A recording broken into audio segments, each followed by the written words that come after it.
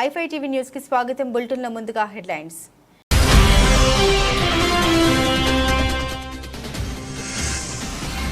America విధానాలపై ఇతర దేశాలు ఆగ్రహం. అమెరికా సరిహద్దు అధికారులు పర్యాటకులను అడ్డగించి సోదాలు.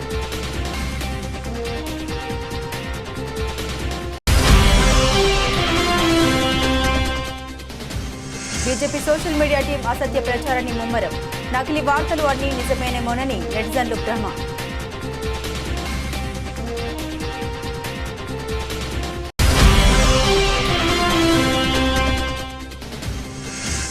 ఛత్తీస్గఢ్లో మరోసారి ఎన్కౌంటర్. భద్రతా దళాల కాల్పులో 3 మావోయిస్టులు మృతి.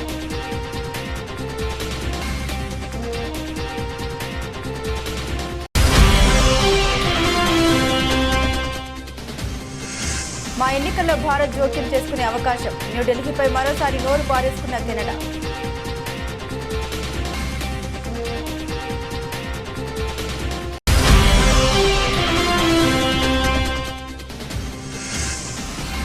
$700 తగ్గిన బంగారం ధర.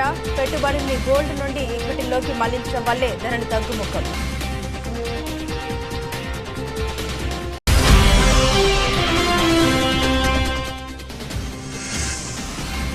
నందమూరి ఫ్యాన్స్ కు good news. Aditya 369 re release date fix.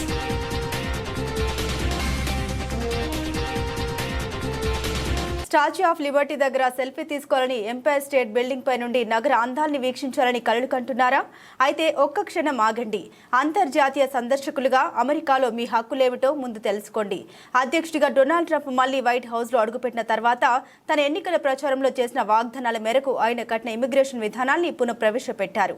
ఇటీవలి కాలంలో అమెరికాకు పయనమైన వందలాది మంది పర్యాటకులు సరిహద్దుల వద్దే బందీలుగా మారడం విదేశీ పర్యాటకుల్ని ఆందోళనకు గురి చేస్తుండగా అమెరికా విధానాలపై ఇతర దేశాలు ఆగ్రహాన్ని వ్యక్తం చేస్తున్నాయి. సవ్యమైన ట్రావెల్ డాక్యుమెంట్లు ఉన్నప్పటికీ అమెరికా సరిహద్దు అధికారులు పర్యాటకుల్ని అడ్డగించి సోదాలు చేయడం ఇప్పుడు సర్వసాధారణంగా మారింది. ఒక వ్యక్తిని దేశంలోకి అనుమతించాలా వద్దా అన్న విషయాన్ని నిర్ధారించుకోవడానికి ఎంట్రీ పాయింట్ల వద్ద ఎవరినైనా అడ్డుకునే అధికారం అమెరికా కస్టమ్స్ అధికారులకు ఉంది.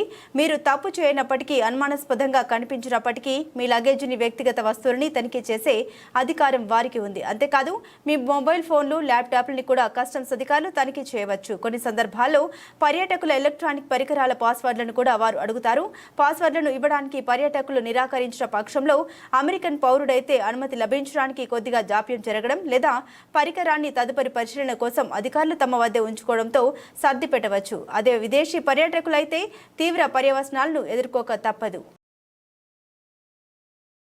గడిచిన దశాబ్దంన్నర కాలంలో వాట్సాప్, ఫేస్బుక్, ఎక్స్, గతంలో ట్విట్టర్ను వినియోగించుకొని బీజేపీ సోషల్ మీడియా టీం అసత్య ప్రచారాన్ని ముమ్మరం చేసింది. దీనికోసం ప్రత్యేకంగా టెక్ఫాగ్ వంటి యాప్లను సృష్టించింది. వీటి ద్వారా ఫేక్ ఖాతాలను సృష్టించడం, నకిలీ ట్రేడింగ్లను, ఆటో రిప్లై, ఆటో ట్వీట్లతో ట్రోలింగ్ను పెంచడం వంటి పనులు చేసేది. ఉదాహరణకు, మోదీ ఏదైనా పథకం ప్రకటిస్తే లేదా విదేశాల్లో పర్యటిస్తే అదేదో అద్భుతమైన కార్యంగా బీజేపీ ఆర్మీ కీర్తించేది. ఈ పోస్టులని నకిలీ ఖాతాల నుండి వెలువడేవి. సెకండ్కు 10 కామెంట్లు వెలువడితే 9 కామెంట్లు బీజేపీ ఆర్మీ నుండే వచ్చేవి. దీంతో ఆ నకిలీ వార్తలన్నీ నిజమేనేమోనని నెటిజన్లు భ్రమపడేవారు. బీజేపీ ఐటీ సెల్ వదంతుల్ని ప్రచారం చేస్తుందంటూ పలువురు మాజీ ఉద్యోగులు స్వయంగా వెల్లడించిన అత్యంత ఆసక్తికర ప్రచారం ముందు ఫలితం లేకుండా పోయింది. బీజేపీలో గుట్టును స్వాతి చతుర్వేది వంటి ఒకరిద్దరు జర్నలిస్టులు గతంలో తప్పుబట్టిన వారే. అయితే ఫేక్ ఖాతాల ద్వారా బెదిరింపులు రావడంతో వారు ముందుకు సాగలేకపోయారు. 2002 గుజరాత్ అల్లర్ల ఘటనలో మోదీ పాత్రపై డాక్యుమెంటరీ ప్రసారం చేసిన బీబీసీని రైతు ఆందోళనపై పోస్టులు ఉన్నట్లు ప్రసారం చేసిన ట్విట్టర్ వంటి సంస్థల్ని కూడా బీజేపీ సర్కారు బెదిరింపులకు గురి చేసింది. అయితే ఎప్పుడైతే ట్విట్టర్ పగ్గాలు మస్క్ చేతిలోకి వచ్చాయో పరిస్థితి పూర్తిగా మారిపోయింది. దేశంలోని బీజేపీ అసలు గుట్టును మోదీపై ప్రజల్లో నెలకొన్న సందేహాల్ని పారదర్శకంగా అందించడంలో గ్రోక్ సఫలమవుతుంది. అందుకే ప్రధాని మోదీ, బీజేపీకి సంబంధించి నెటిజన్లు అడిగే పలు ప్రశ్నలకు గ్రోక్ సరైన సమాధానాలు ఇస్తున్నట్లు విశ్లేషకులు చెబుతున్నారు.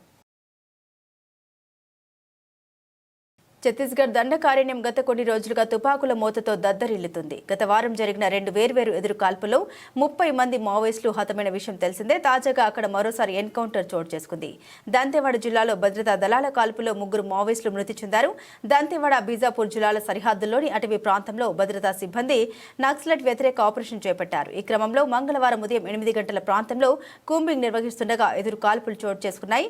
ఈ కాల్పుల్లో 3 మావోయిస్టులు మృతి చెందినట్లు పోలీసు అధికారులు తెలిపారు. ఘటనా స్థలం నుండి నక్సలైట్ల మృతదేహాలతో పాటుగా తుపాకీలు, పేలుడు పదార్థాలు స్వాధీనం చేసుకున్నట్లు తెలిపారు. ప్రస్తుతం ఆ ప్రాంతంలో ఆపరేషన్ కొనసాగుతున్నట్లు వెల్లడించారు. కాగా ఈ నెల 20వ తేదీన తుపాకుల మోతతో దండకారణ్యం రక్తసిక్తమైన విషయం తెలిసిందే. మావోయిస్టులు భద్రతా దళాలకు మధ్య గురువారం జరిగిన 2 వేర్వేరు ఎదురుకాల్పుల్లో 30 మంది మావోయిస్టులు, ఒక జవాన్ మృతి చెందారు. ఛత్తీస్గఢ్లోని బీజాపూర్, కాంకేర్ జిల్లాలో ఈ ఘటన చోటు చేసుకున్నాయి. బీజాపూర్ జిల్లా పీడియా అడవుల్లో గురువారం ఉదయం నక్సల్స్, పోలీసు వర్గాల మధ్య సుమారు 4 గంటల పాటు భీకర పోరు సాగింది. ఘటనా స్థలం నుండి 26 మంది మావోయిస్టుల మృతదేహాల్ని స్వాధీనం చేసుకున్నారు. కాంకేర్, నారాయణపూర్ జిల్లాల సరిహద్దు కొరస్కోడో గ్రామ సమీప అడవుల్లో జరిగిన మరో ఎదురుకాల్పుల్లో 4 మావోయిస్టులు మృతి చెందారు. భారత్పై కెనడా మరోసారి నోరు పారేసుకుంది. ఆ దేశంలో త్వరలో జరగబోయే సార్వత్రిక ఎన్నికల్లో భారత్ జోక్యం చేసుకునే అవకాశం ఉందని ఆ దేశ స్పై ఏజెన్సీ ఆరోపించింది. భారత్తో పాటు చైనా, రష్యా, పాకిస్తాన్ దేశాలు కూడా ఆ ప్రయత్నం చేయొచ్చన్న అనుమానాలు వ్యక్తం చేసింది. Canadian security intelligence service deputy director Vanessa Lloyd మీడియాతో మాట్లాడుతూ ఈ వ్యాఖ్యల్ని చేశారు. త్వరలో మా దేశంలో జరగబోయే ప్రజాస్వామ్య ప్రక్రియలో జోక్యం చేసుకునేందుకు PRC, People's Republic of China AI ఆధారిత సాధనాలను ఉపయోగించే అవకాశం ఉందని మాకు సమాచారం ఉంది. ఈ ఎన్నికల ప్రక్రియలో జోక్యం చేసుకునే ఉద్దేశం, సామర్థ్యం భారత ప్రభుత్వానికి కూడా ఉందని మేము భావిస్తున్నాం. రష్యా, పాకిస్తాన్ దేశాలు కూడా ఆ ప్రయత్నాలు చేయొచ్చని లాయిడ్ ఆరోపించారు. కాగా గతంలో కెనడా ఇలాంటి ఆరోపణ చేసిన సంగతి తెలిసిందే. 2019, 2021లో జరిగిన ఎన్నికల్లో భారత్, పాకిస్తాన్ దేశాలు జోక్యం చేసుకున్నట్లు కెనడా సెక్యూరిటీ ఇంటెలిజెన్స్ సర్వీస్ ఆరోపణ చేసింది. ఈ ఆరోపణపై ఆ దేశం దర్యాప్తునకు ఆదేశించింది. ఈ దర్యాప్తులో భారత్ జోక్యం చేసుకోలేదని తేలింది. కెనడా ఎన్నికల్లో భారత్ జోక్యం చేసుకోలేదని, ప్రధాని జస్టిస్ ట్రూడో విజయంలో ఆ దేశ పాత్ర ఏమీ లేదని కెనడా విచారణ అధికారులు వెల్లడించారు. 2021లో జరిగిన జాతీయ ఎన్నికల్లో భారత్ జోక్యం చేసుకోలేదని గుర్తించామని కెనడా సీనియర్ అధికారుల బృందం పేర్కొంది. అయితే గత 2 ఎన్నికల్లో చైనా జోక్యం చేసుకున్నట్లు గుర్తించామని కెనడా ఇంటెలిజెన్స్ ఏజెన్సీ తెలిపింది. మరోవైపు కెనడా ఎన్నికల్లో జోక్యం చేసుకున్నట్లు గతంలో వచ్చిన ఆరోపణని ఇండియా అప్పట్లోనే కొట్టిపారేసింది. ఇతర ప్రజాస్వామ్య దేశాల వ్యవహారంలో జోక్యం చేసుకోబోమని భారత విదేశాంగ శాఖ స్పష్టం చేసింది.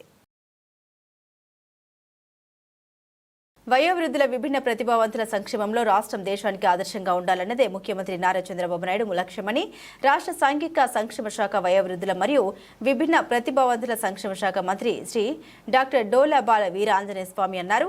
మంత్రి అధ్యక్షతన వెలగపూడి సచివాలయంలో సీనియర్ సిటిజన్స్ స్టేట్ కౌన్సిల్ 2వ సమావేశం మరియు state advisory board of disability సమావేశం నిర్వహించారు. ఈ సమావేశంలో వయోవృద్ధుల ఆరోగ్య సంరక్షణ, వృద్ధాశ్రమాల ఏర్పాటు, సామాజిక భద్రత పెన్షన్లు, గ్రామ వార్డు సచివాలయాల ద్వారా డిజిటల్ కార్డుల పంపిణీ, విభిన్న ప్రతిభావంతులకు వైకల్యం ధృవపత్రాల జారీ, ప్రధానమంత్రి దివ్యాస కేంద్రాలు, పీఎండీకేలు స్థాపన మరియు ఉపకరణాల సరఫరా, వివిధ అభివృద్ధి పథకాలు, కార్యక్రమాల్లో 5% రిజర్వేషన్ల అమలు, వసతి గృహాలు, కళాశాలలో విద్యను అభ్యసిస్తున్న విభిన్న ప్రతిభావంతుల విద్యార్థులకు డీబీటీ మోడ్లో పెన్షన్ల పంపిణీ తదితర అంశాలపై మంత్రి డాక్టర్ డోలా శ్రీ బాల వీరాంజనేయ స్వామి సమీక్షించారు.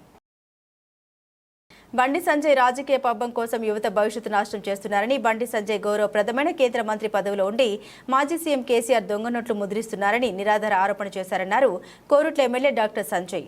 ఒక బాధ్యత కలగాల్సిన ఒక కేంద్ర మంత్రి బాధాకరంగా నిన్న చేసిన వ్యాఖ్యలు జుగుప్సాకరంగా, బాధ్యత రహితంగా, రాష్ట్రానికి సిగ్గుచేటే కాకుండా దేశానికి కూడా సిగ్గుచేటు. బాధాకరం ఏంటంటే మా కరీంనగర్ ఒకప్పుడు మా కరీంనగర్ నుంచే స్టేట్ ప్రెసిడెంట్ అని చెప్పి అనుకున్నాం. కానీ ఇవాళ కరీంనగర్ ప్రజలు కూడా సిగ్గుపడే విధంగా, దయచేసి బండి సంజయ్ గారు మిమ్మల్ని నేను రిక్వెస్ట్ చేస్తూ ఉన్నాను. ఒక తరం పిల్లలు మీ భాష వల్ల, మీ ప్రవర్తన వల్ల ఒక తరం పిల్లలు చెడిపోతూ ఉన్నారు. మీకు కూడా తెలుసు ఎలా చెడిపోతున్నారో పిల్లలు అని చెప్పేసి. మీ మీద నమ్మకం పెట్టుకొని కరీంనగర్ ప్రజలు మిమ్మల్ని 2 సార్లు పార్లమెంట్కి పంపించి ఈసారి మీరు కేంద్ర మంత్రి అయిన తర్వాత కూడా ఇప్పటి వరకు కరీంనగర్ అభివృద్ధి గురించి కానీ, తెలంగాణ అభివృద్ధి గురించి కానీ, మా విద్యార్థులకు ఉద్యోగాల గురించి కానీ, ఇక్కడికి రావాల్సిన ఫండ్స్ గురించి కానీ ఇప్పటి వరకు ఏ రోజు మీ నోట్లో నుంచి వినలేదు. దయచేసి మిమ్మల్ని రిక్వెస్ట్ చేస్తా ఉన్నాను. ఈ పిచ్చివాగుడు, పనికిరాని మాటలు, వీధుల్లో మాట్లాడుకునే మాటలు దయచేసి మానుకొని మన కరీంనగర్ కానీ మన రాష్ట్రానికి కానీ రావాల్సిన నిధుల గురించి, మీ వెనకాల ఎందరో మంది యువకులు మీ భాషల వల్ల మోసపోతా ఉన్నారు, చెడిపోతా ఉన్నారు, వాళ్లకు ఉద్యోగాలు వచ్చే విధంగా అవి మాట్లాడండి.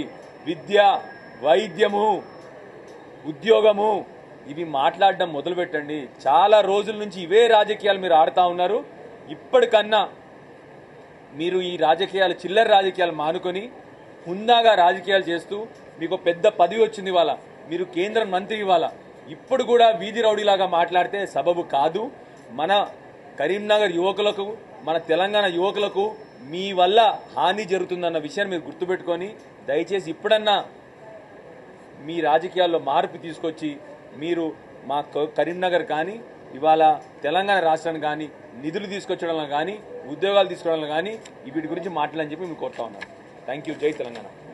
మొన్న సభలో మంత్రి కోమటిరెడ్డి వెంకటరెడ్డి వ్యాఖ్యలతో తీవ్ర మనస్తాపం చెంది శాసనసభలో ఎమోషనల్ అయిన బీఆర్ఎస్ మాజీ మంత్రి ఎమ్మెల్యే వేముల ప్రశాంత్ రెడ్డి, నేను చనిపోతే నా పార్థివ దేహంపై జాతీయ జెండా కప్పుతారు, అతి కొద్ది మందికి దక్కే గౌరవాన్ని నేను పొందాను, కేసీఆర్ ఆశీర్వాదం వల్ల 3 సార్లు ఎమ్మెల్యే అయ్యాను, 4 ఏళ్లు మిషన్ భగీరథ వైస్ చైర్మన్గా, 5 ఏళ్లు మంత్రిగా పనిచేశాను, భగవంతుడు నాకు ఇచ్చిన శక్తి మేరకు పనిచేశాను. సభలో మాట్లాడుతుంటే సభ్యులు అంతరాయం కలిగిస్తున్నారు, అది లేకుండా చూడాలని సభాపతికి విజ్ఞప్తి చేస్తున్నామన్నారు బీఆర్ఎస్ మాజీ మంత్రి ఎమ్మెల్యే వేముల ప్రశాంత్ రెడ్డి. తమకు విషయం మనవి చేయాలి అధ్యక్ష. కేసీఆర్ గారి దయ వల్ల, బాల్కొండ నియోజకవర్గ ప్రజల దయ వల్ల నేను 3 సార్లు వరుసగా ఈ శాసనసభకు ఎన్నికవుతూ వస్తా ఉన్నాను అధ్యక్ష. కేసీఆర్ గారు నన్ను ఒక 4 సంవత్సరాలు మిషన్ భగీరథ వైస్ చైర్మన్గా, 5 సంవత్సరాల మంత్రిగా నాకు అవకాశం ఇచ్చినారు అధ్యక్ష. నేను మంత్రిగా, మిషన్ భగీరథ వైస్ చైర్మన్గా ఆ దేవుడు నాకు ఇచ్చిన శక్తి మేరకు కేసీఆర్ గారి మార్గనిర్దేశకత్వంలో ఈ రాష్ట్రానికి సేవ చేసుకున్నాను అధ్యక్ష. అయితే అధ్యక్ష, నేను చనిపోతే నా పార్థివ శరీరం మీద జాతీయ జెండా కప్తారు అధ్యక్ష. జాతీయ జెండా కప్పి గన్ సెల్యూట్ కూడా చేస్తారు. అట్లా ఈ రాష్ట్రంలో చాలా కొద్ది మందికి ఆ గౌరవం ఉన్నది అధ్యక్ష. ఆ కొద్ది మందిలో నేను ఒక్కని. కాబట్టి ఈ శాసనసభలో మాట్లాడే సందర్భంలో తమరు మైక్ ఇస్తే, తమరు అవకాశం ఇస్తే బాధ్యతగా మాట్లాడటానికి నేను ప్రయత్నం చేస్తా అధ్యక్ష. ఎక్కడ కూడా ఎవరిని కూడా కించపరిచే విధంగా కావచ్చు, సబ్జెక్ట్ డివేట్ అయ్యే విధంగా కావచ్చు మాట్లాడకుండానే అధ్యక్ష, ఇటువంటి దయచేసి సభను ఆర్డర్లో పెట్టి నాకు ఇంటరప్షన్స్ లేకుండా నేను చెప్పిన తర్వాతే. కలెక్టర్ అంటే దర్పం కాదు, ప్రజల్లో మనిషి అయి ప్రగతి మనసుతో ఆలోచించి తన పదవీ కాలంలో ఆ జిల్లాపై చెరగని ముద్ర వేయాలన్నారు. కేంద్రం సహకారంతో పోలవరం త్వరలో పూర్తవుతుంది. సెల్ఫ్ ఫైనాన్స్ ప్రాజెక్టు, అమరావతి రాజధాని పనులు మొదలయ్యాయి. ప్రగతి పనుల్లో ప్రజలు భాగస్వాములు కావాలన్నారు సీఎం చంద్రబాబు నాయుడు. మీరందరూ కలెక్టర్స్, కలెక్షన్ ఆఫ్ రెవెన్యూ. ఇప్పటికి కూడా మీ అందరికి ఎందుకు రిమైండ్ చేస్తుందంటే మీ మైండ్లో నుంచి అది తీసేయాలి. ఇప్పుడు మీరు chief executive of the district, collector and magistrate. Magistrate అన్నప్పుడు ఎక్కడ కూడా ఎలాంటి అవాంఛనీయ సంఘటనలు జరగకుండా అదే మాదిరిగా ఫ్యూచర్ ని మీరు ప్లాన్ చేసే పరిస్థితిలో ఉండాలి. అట్లా కాకుండా ఒక అథారిటేరియన్ గా మేము రూమ్ లో నుంచి బయట రాము, లేకుంటే కలెక్టర్ అంటే దర్బార్ ఉంటుంది. ఇంతమంది పాత రోజులు ఉండేవి, నాకు బాగా జ్ఞాపకం. ఎంఆర్ఓ ఆఫీస్ ఉండేది. మీరు కొత్త కాబట్టి, మీరు కొంత యంగ్స్టర్స్ కాబట్టి మీకు తెలియదు. ఏసీ రూమ్ లో కూర్చొని పంకా పెట్టుకునేవాళ్ళు, మనిషి ఉండి దాన్ని లాగుతా ఉండేవాడు. అంటే అది స్టేటస్ సింబల్ అయిపోయింది. బ్రిటిష్ వాళ్ళు ఉన్నప్పుడు కరెంటు లేదు కాబట్టి ఫ్యాన్ కూడా సరిగా లేకపోతే పంకా పెట్టి దాన్ని లాగుతూ ఉంటారు, గాలి ఇస్తూ ఉంటారు. అలాంటి ఓల్డ్ అడ్మినిస్ట్రేషన్.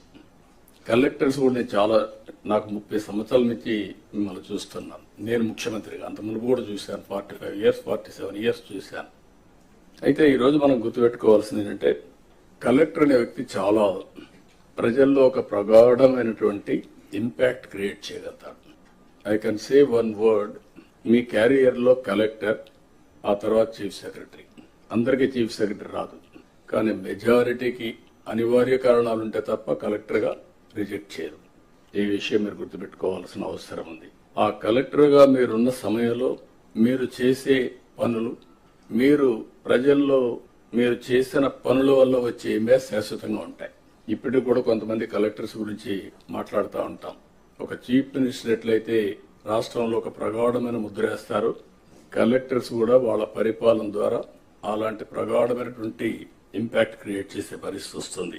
కాబట్టి మీరందరూ మళ్ళీ అది నేను రిమైండ్ చేస్తున్నా మీ అందరికీ, రొటీన్ అడ్మినిస్ట్రేషన్ ఉంటే మీకు 9 నెలలు అయింది, ఇంకొక 3 నెలలు 6 నెలలు సంవత్సరం అవుతుంది, మళ్ళీ రొటీన్గా ఇంకో పోస్ట్కి పోతారు. అది కాదు. What you have achieved during your tenure is very important. ఇది మీరు గుర్తుపెట్టుకోవాల్సిందిగా నేను కోరుకుంటూ, రాజకీయాల్లో ఆధిపత్యం కోసం సొంత తండ్రినే హత్య చేయించిన కూతురు సూర్యాపేట జిల్లా నూతనకల్ మండలం మిర్యాల గ్రామంలో ఈ 17న మాజీ సర్పంచ్ కాంగ్రెస్ సీనియర్ నేత చక్రయ్య గౌడ్ను సొంత కూతురు అల్లుడితో కలిసి హత్య చేశారు. ఈ కేసులో సహా 11 మందిని అరెస్టు చేసిన పోలీసులు గ్రామంలో రాజకీయ ఆధిపత్యం, వర్గ విభేదాలే చక్రయ్య గౌడ్ హత్యకు కారణమని తెలిపిన పోలీసులు గ్రామంలో 30 సంవత్సరాల సర్పంచ్, సహకార సంఘం చైర్మన్ పదవులు చేసిన చక్రయ్య గౌడ్ తనకు వైరి వర్గంగా మారిన మామ చక్రయ్య గౌడ్ను అల్లుడు అంతమొందించాడని తెలిపిన పోలీసులు.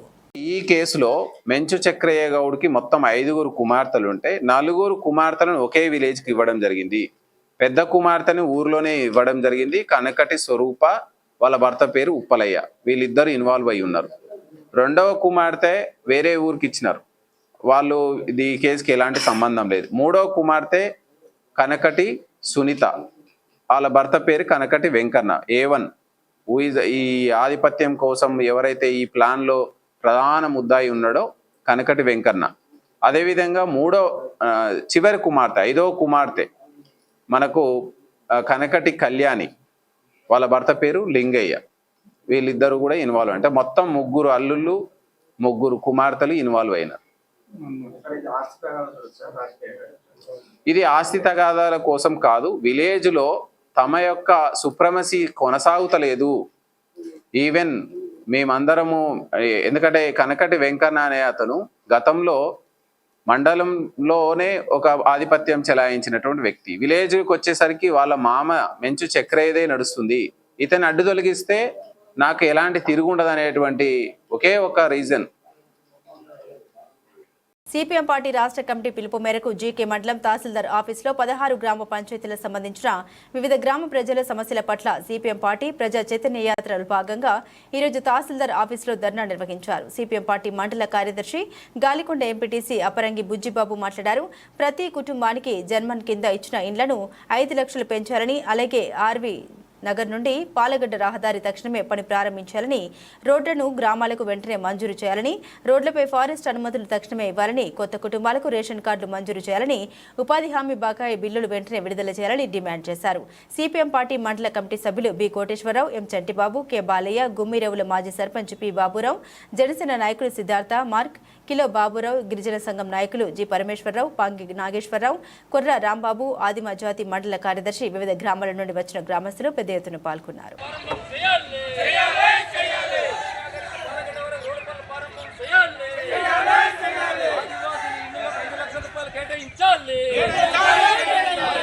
నిర్మాణం కోసం 5 లక్షల రూపాయలు ప్రభుత్వం కేటాయించాలి.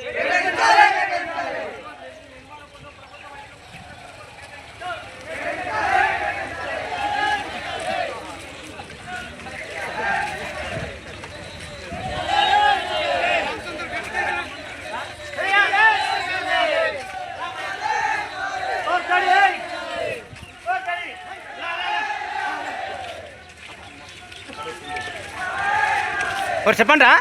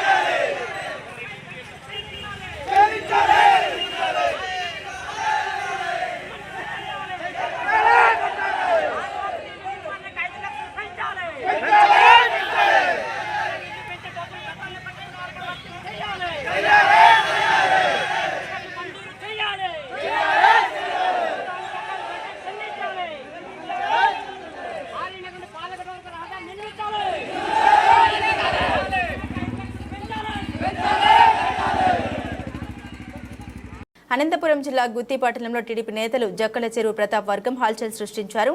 పట్టణంలోని వైసీపీకి చెందిన మాజీ ఎంపీపీ కోన మురళీధర్ రెడ్డి ఇంటిపై కర్రల రాడ్లతో దాడి చేశారు. పలువురు స్థానికులు చూస్తూ ఉండగానే వైసీపీ నేత కోన మురళీధర్ రెడ్డి ఇంటిపై రాళ్లతో ఇంటి తలుపులు అద్దాలు ధ్వంసం చేసి ఇంటి బయట ఉన్న కారుకు అద్దాలు పగలగొట్టి ధ్వంసం చేసి హల్చల్ చేశారు. అంతటితో ఆగకుండా ఎవరైనా చూసినట్లు చెబితే చంపేస్తామంటూ స్థానికులు బెదిరించినట్లు స్థానికులు ఆరోపిస్తున్నారు. ఈ ఘటన సమయంలో ఇంటి యజమాని ఇంటిలో లేకపోవడంతో ప్రాణాపాయం తప్పింది. అయితే ఘటన జరగక మునిపే గుత్తి సీఐ వెంకటేశ్వర్లు ఇంటికెళ్లొద్దంటూ వైసీపీ నేతను హెచ్చరించడం, సీఐ చెప్పిన కాసేపటి తర్వాతే టీడీపీ నేతలు ఇంటిపై దాడి చేయడం పలు అనుమానాలకు తావిస్తుంది.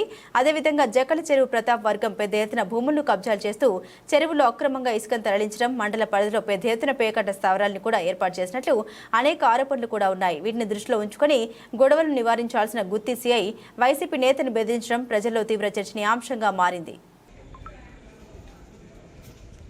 ఎవరో వచ్చి రాలేసిరు పైన. ఎన్ని గంటల సమయంలో? అర్ధ గంట పైన అయింది. ఎంతమంది వచ్చినారు? వచ్చింటారు 50-60 మంది అన్న వచ్చింటారు. ఎందుకు? అది ఏమో విషయం జరిగింది, మనకు కూడా తెలియదు. మేము ఇక్కడ ఉన్నాము. రాలేసిరు మీరు చూసినారా? ఇక్కడ ఉన్నారు కదా, మీరు చూసినారా? ఎవరు వాళ్ళ పేర్లు అయితే తెలియదు మాకు. ఇక్కడ ఏ ఊరు వెళ్ళినా? బండి సంజయ్ కరీంనగర్ కార్పొరేటరా, కేంద్ర మంత్రి? బండి సంజయ్కి అసలు చదవచ్చా? పాన్ షాప్ల దగ్గర గుట్కాలు వేసుకున్నోడిలా మాట్లాడుతున్నాడు. బండి సంజయ్ అడ్డమైన వెధవలాగా కేసీఆర్ మీద నిరాధార ఆరోపణ చేస్తున్నారు. కుక్క తోకకు గుండ్రాయి కట్టినా చక్కగా కాదు అన్నట్టు బండి సంజయ్ బుద్ధి చక్కగా కాదు. బండి సంజయ్ నిజంగా కేంద్ర మంత్రి అయితే ఆరోపణలు నిరూపించాలని సవాల్ విసిన ఎమ్మెల్సీ దాసోజు శ్రవణ్. బండి సంజయ్ నిజంగానే మొగోడైనట్టయితే, నిజంగానే కేంద్ర హోంమంత్రి అయినట్టయితే, నిజంగానే నైతికత ఉన్నట్టయితే, దమ్ము ధైర్యం ఉన్నట్టయితే ఆ అడ్డమైన అధికారి ఎవడు? వాని పేరు ఎందుకు చెప్పట్లేవు బయటికి? ఎందుకు ఆ రోజు అధికారంలో ఉన్నటువంటి ఒక ముఖ్య నాయకుడు ఆ సదరు అధికారిని బీదర్కు పోకుండా ఆపిండు అని చెప్పని బండి సంజయ్ చెప్తా ఉన్నాడు. దమ్ము లేదా బండి సంజయ్ నీకు? చెప్పు, అధికారి పేరు చెప్పు. ఆ రోజు ఉన్నటువంటి ఒక ముఖ్య నాయకుడు ఎవడో వాడి పేరు చెప్పు. వాడి పేరు చెప్పవు, వీడి పేరు చెప్పవు. అడ్డమైనటువంటి ఒక వెధవ లెక్క నువ్వు ఇష్టం వచ్చినట్లు ఇవాళ కేసీఆర్ గారి పైన నిరాధారమైన ఆరోపణలు చేస్తే న్యాయమా బండి సంజయ్ అని చెప్పని ఇవాళ నేను ప్రశ్నిస్తా ఉన్నాను. ఇవాళ దేశ అంతర్గత రక్షణకు బాధ్యుడైనటువంటి ఒక హోంశాఖకు మంత్రిగా ఉండి కుక్కతో ఒక గుండ్రాయి కట్టినా చక్కగా కాదన్నట్టుగా ఇవాళ బండి సంజయ్ గారు వ్యవహరిస్తా ఉన్నారు. ఎలుకతోలు ఎంత ఉతికినా నలుపు నలుపే గాని తెలుపు కాదు అన్నట్టుగా ఇవాళ బండి సంజయ్ గారు వ్యవహరిస్తా ఉన్నారు. అల్జిమర్ వ్యాధి ఉందేమో బండి సంజయ్కి, అర్థం కావట్లేదు. కరీంనగర్ కార్పొరేటర్ కాదు అయ్యా నువ్వు, కరీంనగర్ గల్లీ లీడరు కాదయా నువ్వు. ఢిల్లీలో పార్లమెంటు సభ్యుడివి, ఢిల్లీలో కేంద్ర మంత్రివి. కరీంనగర్ కార్పొరేటర్ కాదు బండి సంజయ్, నువ్వు కరీంనగర్ ఎంపీవి. ఈ సోయి మరచి ఇవాళ ఇష్టం వచ్చినట్టు మాట్లాడుతూ ఉండు. నేను ఇంత పరుషంగా మాట్లాడను, కానీ మాట్లాడవలసిన అవసరం ఏర్పడతా ఉంది. ఎందుకంటే ఉన్నతమైనటువంటి ఒక పదవుల్లో ఉన్న వాళ్ళు ఆరోపణలు చేసినప్పుడు ఆ ఆరోపణలు సహేతుకంగా రుజువు చేయవలసిన ఒక బాధ్యత వాళ్ళపైన ఉంటుంది. వెనకటికి ఒక ఎర్రోనికి మల్లెపువ్వు ఇస్తే ఎక్కడో పెట్టుకుని వాసన చూసినట్టుగా ఇవాళ అంత పెద్ద కేంద్ర మంత్రి పదవిని నరేంద్ర మోడీ కట్టబెట్టి, భారతీయ జనతా పార్టీ కట్టబెడితే ఆ పదవిలో కూర్చొని వాడెవడో అడ్డమైనోడు ఏదో చెప్తే ఇంకెవడో అడ్డమైనోడు ఇంకేమో చెప్పిండు అని చెప్పని అడ్డమైన భాషలో అడ్డదిడ్డంగా బండి సంజయ్ మాట్లాడుతూ ఉంటే నవ్వాలనా, ఏడవాలనా, సిగ్గుపడాలనా అర్థం కావట్లా. Bandi Sanjay is not an individual. Bandi Sanjay Bharatiya Janata party నాయకుడే కాదు, బండి సంజయ్ నా భారత ప్రభుత్వానికి కేంద్ర మంత్రి కూడా. ఒక మంత్రి హోదాలో ఉండి తెలంగాణ తొలి ముఖ్యమంత్రి, ఇవాళ శాసనసభ్యుడు, leader of the opposition, Telangana జాతిపిత కేసు. రికార్డు స్థాయిలో దూసుకుపోయిన బంగారం ధరలు తిరుగుమాన బాట పట్టాయి. ఆభరణాల వర్తకులు, స్టాకిస్టులు అమ్మకాలకు మొగ్గు చూపడంతో దేశ రాజధాని న్యూఢిల్లీ బులియన్ మార్కెట్లో తులం బంగారం ధర 700 దిగొచ్చింది. దీంతో 99.9% స్వచ్ఛత కలిగిన 10 గ్రాముల బంగారం ధర 90,550కి తగ్గినట్లు ఆల్ ఇండియా సరఫరా అసోసియేషన్ వెల్లడించింది. ఉక్రెయిన్, రష్యా దేశాల మధ్య జరుగుతున్న యుద్ధం ఎట్టకేలకు ముగింపు పలికే అవకాశాలు ఉండడంతో ఇన్వెస్టర్లు తమ పెట్టుబడుల్ని గోల్డ్ నుండి ఈక్విటీల్లోకి మళ్లించడం వల్లే ధరలు తగ్గుముఖం పట్టాయని బులియన్ వర్తకులు వెల్లడించారు. దీంతో ధరలు వరుసగా 3వ రోజు తగ్గాయి. మరోవైపు వెండి ధరలు పెరిగాయి. పారిశ్రామిక వర్గాలు నాణేల తయారీదారుల నుండి కొనుగోలు ఊపందుకోవడంలో కిలో వెండి 200 అందుకొని 1,05,000 రూపాయలు పలికింది.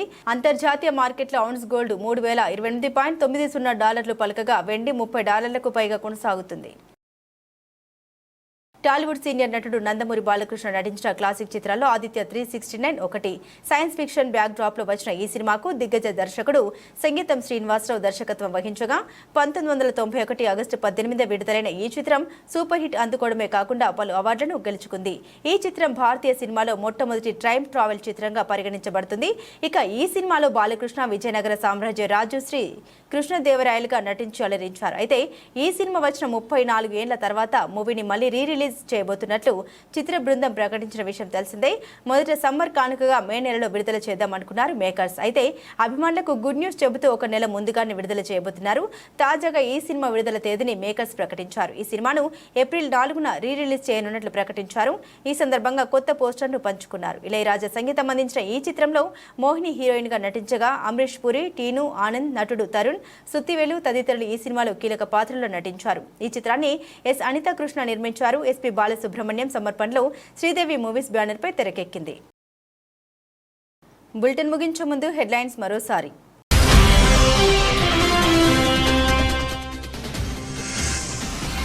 అమెరికా విధానాలపై ఇతర దేశాలు ఆగ్రహం. అమెరికా సరిహద్దు అధికారులు పర్యాటకులను అడ్డగించి సోదాలు.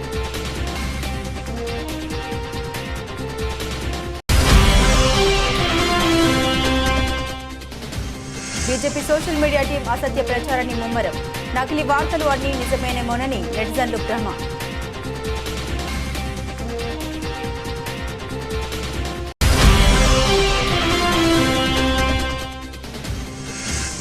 ఛత్తీస్గఢ్లో మరోసారి ఎన్కౌంటర్. భద్రతా దళాల కాల్పుల్లో 3 మావోయిస్టులు మృతి.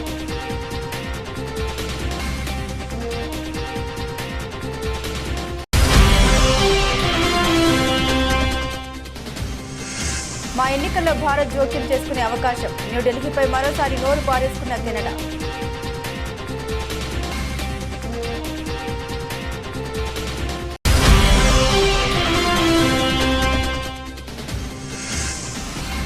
$700 తగ్గిన బంగారం ధర.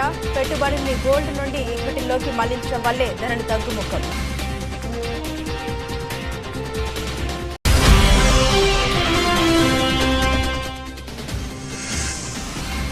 నందమూరి ఫ్యాన్స్ కు good news. Aditya 369 release date fix.